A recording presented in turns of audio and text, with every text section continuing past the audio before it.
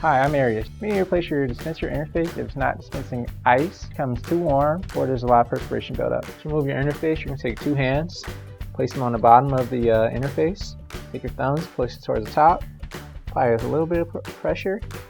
As you lift up, it slowly comes loose.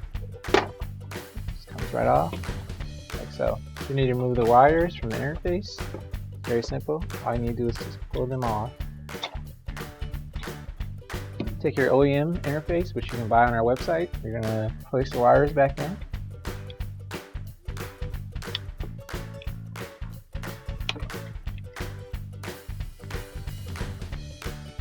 Now you place the wires, you can place the interface on, start from top to bottom. Give it a little nudge, and it will lock in for you. And that's how you replace your dispenser's interface. Thanks for watching. Be sure to like, comment, and share our videos. Also, don't forget to subscribe to our channel.